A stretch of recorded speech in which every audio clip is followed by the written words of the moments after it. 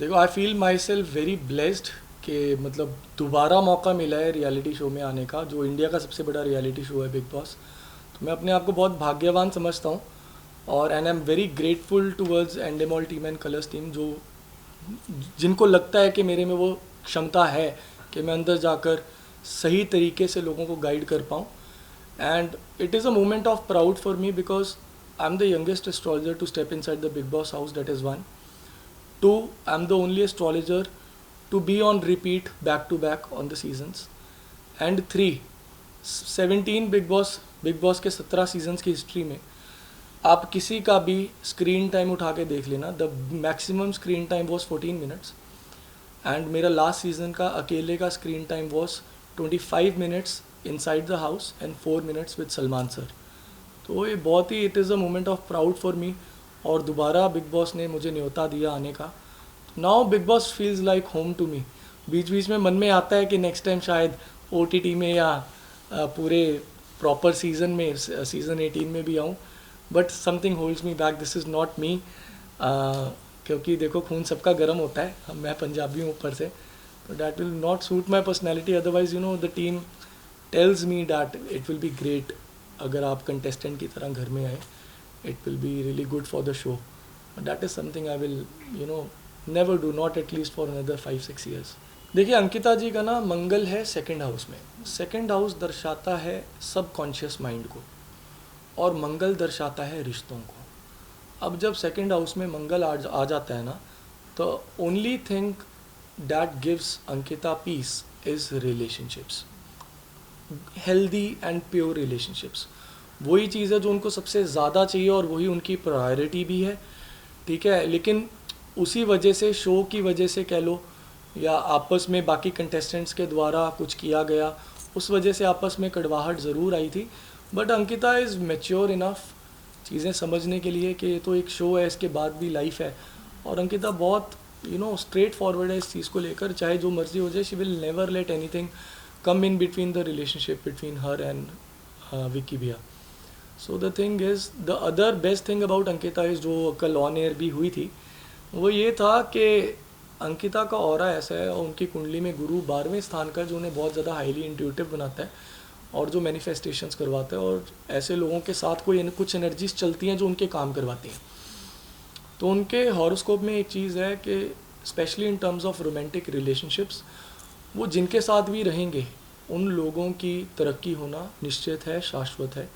जिसका प्रमाण आप सभी देख सकते हैं, जब वो सुशांत सिंह राजपूत जी के साथ थे, तो कैसे वो एक टीवी अभिनेता से सीधा फिल्म अभिनेता बन गए थे और काफ़ी राइज मिला था। Again they split up, breakup हो गया था। Unfortunately he is no more with us. And उसके बाद आप देखो, विक्की भैया से उनकी शादी हुई आज से कुछ समय पहले। तो उसके बाद देखो विक्की भैया को कितना फेम मिला है। आज अगर हम विक्की भैया को जानते हैं, आज अगर एक नॉर्मल इंसान, एक नॉर्मल जनता के लोग उन्हें जानते हैं, तो अंकिता जी के वजह से ही जानते हैं, राइट। बिग बॉस में आना भी उनका जो पिवट था, वो तो अंकिता जी ही रहे हैं ना। तो इसीलिए अब अंकिता जी और विक्की भैया के बारे में अगर बोलूँ, दोनों नंबर 1 है। अंकिता जी है 19 दिसंबर बॉर्न, 1 + 9 = 1। विक्की भैया का बर्थडे होता है 1 अगस्त को, अगेन नंबर 1। जो नंबर 1 के लोग होते हैं ना, वो सूर्य प्रेरित होते हैं। सूर्य उनकी कुंडली में बहुत प्रबल होता है। अब सूर्य का काम क्या है? खुद जलकर दूसरों को रोशन करना। अब जलना यानी गर्मी, गर्मी यानी एग्रेशन। तो जो सूर्य से प्रबल लोग होते हैं, उनमें ना एग्रेशन एक बाय बर्थ होता है, ईगो बाय बर्थ होती है, प्राइड बाय बर्थ होती है। इसी वजह से उन्हें मैंने बोला है कि जब तक झगड़ों में एक इंसान अपनी ईगो को नीचे रखेगा, वो रोल्स चेंज होते रहेंगे। यानी कभी हमने शो में भी देखा है, कभी अंकिता जी विक्की भैया को समझा रहे हैं और सॉरी फील कर रहे हैं, और ऐसा भी तो हमने देखा है कि विक्की भैया एट द सेम टाइम, जब उन्हें लगा मेरे से कोई गलती हुई है, तो वो उन्होंने भी कंसोल किया अंकिता जी को। तो जब तक ये मनाने का सिलसिला चलता रहेगा इस रिलेशनशिप में, दुनिया का कोई भी फैक्टर आ जाए, दुनिया का कोई भी रिश्तेदार आ जाए, उनके रिलेशन को तब तक आँच नहीं आएगी जब तक वो खुद नहीं चाहेंगे कि, जब वो उनके खुद में रहेगा ना, साथ नहीं रहना, सिर्फ वही चीज़ एक प्रॉब्लम बनेगी स्प्लिट होने में, जो कि नहीं है। क्योंकि अंकिता जी के लिए विक्की भैया ही लाइफ है, and same is for Vicky भैया। ठीक है। तो इस रिलेशनशिप में तो मेरे को नहीं लगता कि अंकिता जी इसको किसी भी तरह से डगमगाने देंगे और ये रिलेशनशिप ख़राब नहीं होगा कभी भी। सबसे पहले मैं आपसे पूछता हूँ कि फिल्मी बैकग्राउंड होने के बावजूद क्या उन्हें उस बात का वो पर्क्स हम जिसे कहते हैं, क्या पर्क्स उन्हें वो मिली हैं? बिल्कुल भी नहीं। उन्होंने जो भी अभी तक काम किया है शुरू से लेकर आज तक, चाहे वो बिग बॉस पे आना हो, चाहे वो साउथ इंडस्ट्री में काम करना हो, उन्होंने अपने टैलेंट और अपने बलबूते पे किया, क्योंकि वो ऐसी ही पर्सनालिटी है। क्योंकि उनकी कुंडली में एट द सेम टाइम ये योग भी है कि जब जब वो रिलायंस रखेंगे दूसरों के ऊपर कि मैं रिलाई करती हूँ कि ये इंसान मेरे काम आ जाएगा या ये इंसान मेरी सपोर्ट बन जाएगा, उनके साथ कभी भी नहीं होना कभी भी नहीं होगा। तो मैं उन्हें भी अंदर यही समझा के आया था, जो ऑन एयर नहीं हुआ, कि आपको अपनी लाइफ का कंट्रोल खुद लेना पड़ेगा। Be your own support. जब अपनी सपोर्ट आप खुद में ढूंढ लोगे ना, तब दुनिया में किसी इंसान की सपोर्ट की कभी आवश्यकता नहीं पड़ेगी। अदरवाइज अगर मैं सोल की बात करूँ, बहुत ही प्योर है, बस इमोशंस। चंद्र केतु साथ है उनकी कुंडली में। चंद्र केतु, चंद्र ग्रहण बनता है। चंद्र दर्शाता है दूध को, केतु दर्शाता है खट्टे को। तो दूध में एक ड्रॉप नींबू की डाल दो, फटेगा तो दूध ही ना, खट्टे को तो फर्क नहीं पड़ेगा, राइट। तो इसका मतलब खराब क्या हुआ? दूध यानी चंद्र यानी इमोशंस। वो इमोशंस चंद्र ग्रहण की वजह से, वो इमोशनली वीक होने की वजह से ना, she tend to look out for support in others. वही उनके लिए एक गाइडेंस है कि अपनी सपोर्ट बनो, फ्यूचर बहुत ब्राइट है। और उनकी कुंडली में इस टाइम शनि और राहु बहुत प्रबल है। शनि बहुत ज़्यादा हार्डवर्क करवाएगा, बहुत ज़्यादा काम देगा, लेकिन जब शनि बहुत ज़्यादा बढ़ जाता है तो सूर्य को वीक होना पड़ता है। सूर्य है हेल्थ। कभी कभी हम देखते हैं, कभी कुछ इंसान काम में इतना बिजी हो जाते हैं वो हेल्थ का ध्यान रखना बंद कर देते हैं। उसमें से मैं भी एक इंसान हूँ। मैंने अभी के देखो 5 बज गए हैं, 4 बज गए हैं, 4, मैंने अभी तक ब्रेकफास्ट भी नहीं किया हुआ, राइट। तो ये गलत है। तो उनको भी यही गाइड करके आया हूँ कि काम में इतना व्यस्त ना हो जाना कि खुद की हेल्थ पर वो टॉल है, क्योंकि फिर हेल्थ कमाना थोड़ा मुश्किल हो जाएगा, हेल्थ को वापस लाना। तो शनि राहु जब प्रबल होते हैं, राहु दर्शाता है डिजिटल प्लेटफॉर्म्स को, तो बहुत ही जल्दी वेब, OTT, म्यूज़िक वीडियोस, ये सब डिजिटल है, तो इनमें आप उन्हें काम करता देखोगे। At the same time Shani जब बहुत प्रबल होता है, शनि दर्शाता है साउथ दिशा को। तो ये साउथ दिशा यानी साउथ मूवी, साउथ इंडस्ट्री उनका वेट कर रही है। उनको बहुत अच्छे प्रोजेक्ट्स मिलने वाले हैं, जो कि आप आने वाले टाइम में देखोगे। देखिए जी, जो उन्हें जो उनका यूट्यूब चैनल देखते हैं, क्या नाम है उनके यूट्यूब चैनल का, मैं वो मिस आउट कर रहा हूँ, हैदराबाद से, वो तो मेरे को पता है। Is also known as prince of Charminar. तो उनके जो यूट्यूब, सॉरी मैं उन्हें फॉलो नहीं करता हूँ यूट्यूब पे, इंस्टा पे मैं ज़रूर फॉलो कर रहा हूँ उनको। तो गेमिंग में भी काफ़ी लोगों को लगता होगा, उन्हीं के रिश्तेदारों को भी लगता होगा, यार ये कैसे, ये तो कुछ भी कर रहा है ना, मतलब कुछ नहीं कर रहा फिर भी नाम है ना। ऐसे नहीं होता। कई लोग भाग्यवान होते हैं। भाग्यवान होना गलत है क्या? भाग्यवान होना गलत है? नहीं है ना। भाग्य साथ है। तो जब भाग्य साथ है तो किसी इंडिविजुअल की ज़रूरत भी क्यों है सपोर्ट के लिए? भाग्य साथ था, सेल्फ मेड बने हैं, अपने आप खुद फेम कमाई है, खुद बिग बॉस में आए हैं और खुद फाइनलिस्ट बने हैं। उन्होंने दूसरे कंटेस्टेंट्स की तरह किसी का पल्लू तो नहीं पकड़ा ना फाइनलिस्ट बनने के लिए। एक रियल फ्रेंडशिप थी उनकी, वो भी कंटेस्टेंट आउट हो गए, ठीक है। तहलका से बहुत प्योर फ्रेंडशिप थी। तो अगर तहलका जी फाइनलिस्ट तक होते तो हम कह सकते थे कि तहलका का पल्लू लेके या तहलका जी इनका पल्लू लेके आगे तक पहुंचे हैं। सोलो खेले, राइट। तो इसमें किस्मत का हाथ है। तो जब किस्मत बलवान हो तो इंसान क्या चीज़ है, ठीक है। तो ऐसे लोगों को पता है क्या, राहु उनका सूरज को देख रहे हैं, उस वजह से लोगों को लगता है इसको तो बस मिल गया, ये तो बस फाइनलिस्ट बन गया, या इनका यूट्यूब चैनल बस चल गया। अरे उनके पीछे की जो सपोर्ट है, स्पेशली बिग बॉस की अगर बात करें, अकेले रहकर सारा इतने 100 दिन टिकना, बिल्कुल अकेले में रहकर इजी है, कोई भी नहीं कर सकता है, किया है उन्होंने। So why don't he deserve to be a finalist? देखिए मैं आपका ना इस बात का, मैं समझ गया आपका क्वेश्चन क्या है। यहाँ पे मैं इस बात का थोड़ा सा ना इसको एलैबोरेट करके आंसर करना चाहता हूँ। मुनावर पे बाद में आऊँगा, उससे पहले आपको, ऑडियंस को एक चीज़ बताना चाहता हूँ। एक श्लोक बताऊँगा, इंसान बंधा खुद लेख से अपने, लेख विधाता कलम से हो, कलम चले खुद करम पे अपने, कलम चले खुद करम पे अपने, झगड़ा अक्ल व किस्मत हो। यानी कि आदि कलम विधाता ने लिखी होती है, जिसको कहते हैं दृढ़ प्रारब्ध कर्मा। यानी आप किस घर में जन्म लोगे, कब जन्म लोगे, आपके पेरेंट्स कौन होंगे, ये हमारे हाथ में नहीं है, ये निश्चित है पहले से ही। इसको कहते हैं दृढ़ प्रारब्ध कर्म, जिसे हम चेंज नहीं कर सकते। उसके बाद आप किससे शादी करोगे, ये भी दृढ़ प्रारब्ध कर्म है। इसलिए कहा जाता है दैट जोड़ियाँ हेवन से बनती हैं। ये फ्रेज़ हम यूज़ करते हैं, सारी दुनिया यूज़ करती है, जोड़ियाँ ऊपर वाला बनाता है, तो ये भी प्री डेस्टिन्ड होता है। फिर आपके औलाद क्या होगी, कितनी होगी, कब होगी, ये भी प्री डेस्टिन्ड होता है। बाकी की ऑलमोस्ट सारी चीज़ें हम टेम्पर कर सकते हैं एस्ट्रोलॉजी से, बिकॉज कोई आदमी ग्रो कितना करेगा इसका ना कोई पैरामीटर नहीं है एस्ट्रोलॉजी में। कोई एस्ट्रोलॉजर ये नहीं बता सकता कि आप जीवन में 10 करोड़ कमाओगे या 100 करोड़ कमाओगे, लेकिन एक एस्ट्रोलॉजर ये बता सकता है कि आपकी कुंडली में ये आपके ग्रह हैं, आप अपने स्वभाव को अपने ग्रहों के साथ अलाइनमेंट में ले आओ, आपका ग्रोथ निश्चित है। अगर किस्मत को आप एक करंट की तरह समझो, पानी के एक फ्लो की तरह।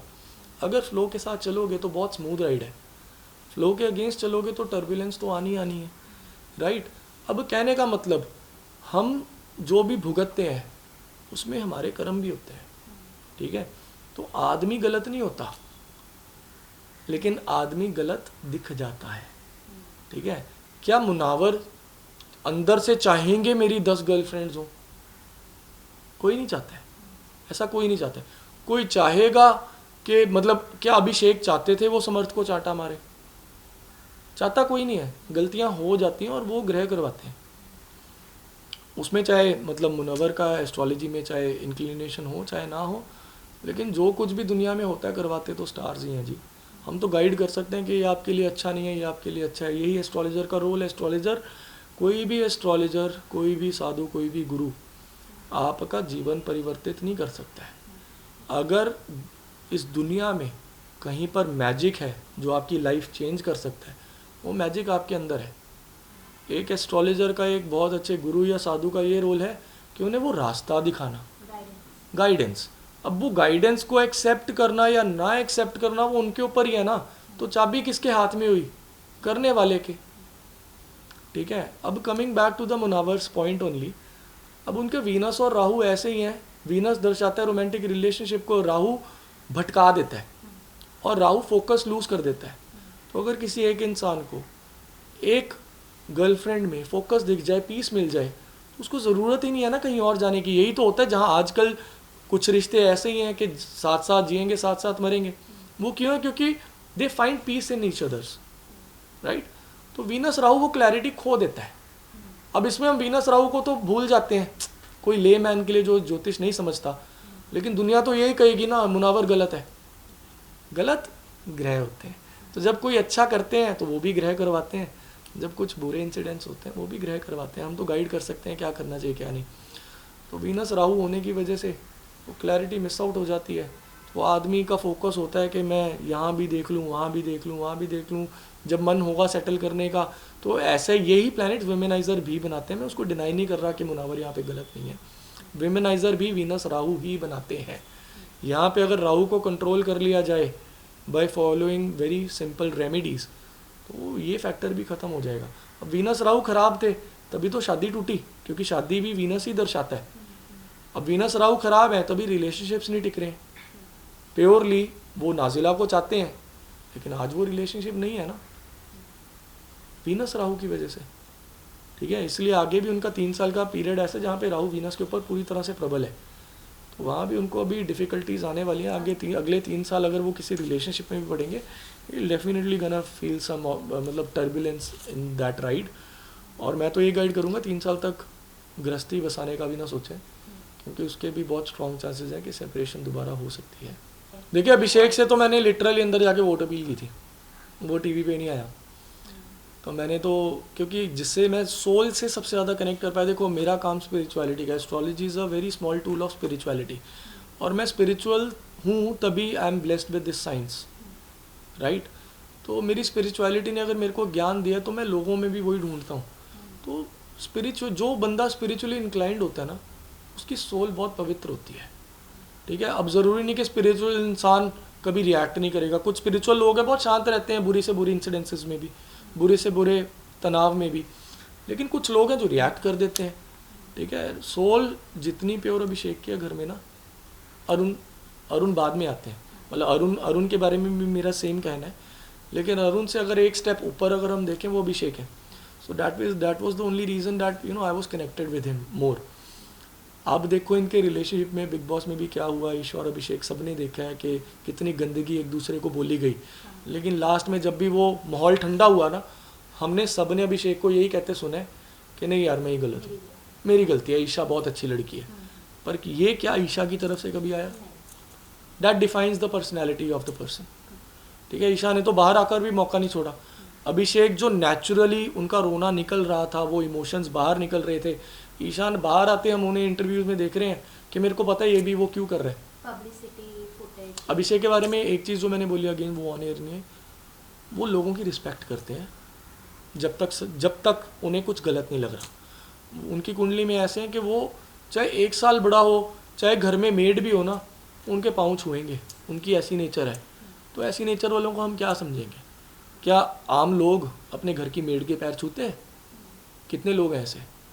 ठीक है, उनकी ऑरा में बहुत क्लियर है. चाहे अभिषेक से जब बाहर निकलेंगे पूछ भी लेना कि रिमी ने ऐसा बोला था, क्या आप ऐसा करते हो? You will get to know the answers. ठीक है, तो अगर मैं इस आदमी की सपोर्ट ना करूं तो that's the spiritual side of me, that I am all out for him.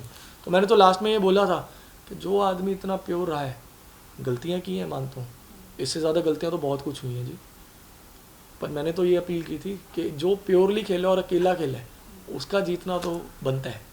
उसका एस्ट्रोलॉजिकल कारण मैं बताता हूँ अगर आप जानना चाहते हैं. उनकी कुंडली में अष्टम भाव में होता है सूर्य, शुक्र और चंद्र. अष्टम भाव ना हिडन हाउस है. हिडन हाउस, चंद्र दर्शाता है इमोशंस को, यानी इमोशंस हिडन रहते हैं, यानी जो वो बोलना चाहते हैं या तो वो शब्द गलत यूज़ कर लेते हैं तो बुरा होता है, या जो वो बोलना चाहते हैं वो बोल सही रहे हैं लेकिन सामने वाला गलत समझ जाता है. यानी ये इमोशंस का जो गैप है, ये जो कम्युनिकेशन का गैप है, वो इस वजह से है.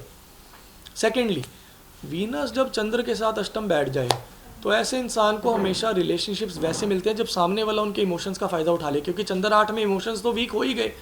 अब जब किसी के इमोशंस वीक है तो वैसे लोगों को इमोशनल करके उनका फ़ायदा उठाना सबसे ज़्यादा ईजी होता है. देखिए, ये उनकी कॉल है कि वो वापस जाएंगे कि नहीं, लेकिन अगर मैं एज ए एस्ट्रोलॉजर बोलूँ, वो करना उनके लिए बिल्कुल भी हेल्दी नहीं है, क्योंकि इतनी ज़्यादा मड स्लिंगिंग हो चुकी है स्पेशली ईशा और समर्थ की तरफ से बाहर आकर भी. तो अगर अभी भी वो उनकी तरफ जाते हैं, उनकी तरफ इंक्लिनेशन, उनकी तरफ झुकाव रखते हैं, so that will not give a good example. Then he will not set a good example. उनका फ्यूचर बहुत स्ट्रांग है. अभी घर से निकलते ही आप देखोगे बहुत बढ़िया काम करेंगे, और उनकी लाइफ का असली सॉलिड राइज 34 ईयर्स के बाद है. 34 ईयर्स के बाद अगर वो अपने आप को now the secret is consistency, discipline, ठहराव. अगर वो कंसिस्टेंट होकर काम करें, ठहराव रखकर काम करें, डिसिप्लिन रखकर काम करें, तो 34 साल के बाद अगर वो मूवीज़ में भी दिख गए ना, मेरे को बिल्कुल भी आश्चर्य नहीं होगा. लेकिन वो होगा तभी जब ये 3 चीज़ें वो फॉलो करेंगे. मेरा ये बोलना कि 34 साल के बाद, इसका ही मतलब नहीं अभी फ्यूचर नहीं है, अभी बहुत सॉलिड फ्यूचर है. मैं कह रहा हूँ बहुत बड़ा स्टार बनने का योग है उनकी कुंडली में 34 ईयर्स के बाद, अगर वो अपने पैटर्न्स को बिल्कुल, अपने इमोशंस को बिल्कुल स्ट्रांग होकर, एक कन्विक्शन रख कर आगे की तरफ अगर फ्यूचर देखें तो. देखिए, टॉप 2 में मुनावर का बहुत ज़्यादा चांस है, और इसके बाद अभिषेक और अंकिता का बहुत हिट एंड मिस रहने वाला है. और इसके अलावा मनारा के भी स्टार्स ऐसे हैं कि लास्ट वोटिंग उन्हें टॉप 3 में लेके आ सकते हैं, बट विनर मैं उनको अभी भी कहीं ना कहीं कंसिडर नहीं करूँगा. ठीक है, अरुण मिस आउट करने वाले हैं, बट वो मैं चाहूँगा नहीं कि वो मिस आउट करें, बट जो मेरे को दिखा मेरा काम वो बताना है. He is a very beautiful soul. और अभी भी हाल ही में उनके साथ भी एक बहुत बुरी घटना हुई है बिग बॉस के जब घर में थे, that his wife had a miss carriage, है ना. फिर भी देखो स्ट्रॉन्ग होकर एक ही दिशा में चलें. तो मैं चाहूँगा, अगर आप मेरे से पूछो, मैं चाहूँगा इवन अरुण भाई भी टॉप 3 में आए, बट सितारे कुछ अलग कह रही हैं इसमें. वो तो देखो, अभी हम फेस रीडिंग आप ही के सामने अभी कैमराज ऑन होने से पहले अभी मैंने की थी, तो उसका आप प्रेडिक्शंस तो आप देख ही सकते हैं ना कि मैंने क्या क्या प्रेडिक्शंस किए थे. उसके बारे में आपकी राय आप खुद बता सकते हैं. देखिए, इस सीज़न का सबसे बढ़िया बूस्ट जो इंडिविजुअली मेरे लिए रहा है कि I was the part of the pre finale and that too the last cut off it, है ना. तो मेरे लिए तो बहुत सौभाग्य की बात है. और again Bigg Boss is the only reason जिसकी वजह से ये पॉसिबल हुआ है. So again I want to thank the whole Endemol and Colors team. So there are very few people who have been a very good support. I will not name them, वो करना अच्छा नहीं रहेगा. और मैं आप सभी का, मीडिया का भी इक्वली थैंक्स करना चाहता हूँ, क्योंकि आपकी वजह से भी जो मेरे को बूस्ट मिला है वो शायद सिर्फ बिग बॉस से ना मिल पाता. तो मैं वही कह रहा हूँ, लोग पहले सिर्फ सेलिब्रिटी एस्ट्रोलॉजर के नाम से जानते थे. अब थोड़ा सा भगवान की कृपा से और आप सबके साथ से लोग थोड़ा और अच्छे से जानते हैं. थोड़ा थोड़ा फेमस हो गया हूँ मैं, और लोग अब बोलते हैं ये बिग बॉस वाले एस्ट्रोलॉजर है. तो heartfelt gratitude to all of you.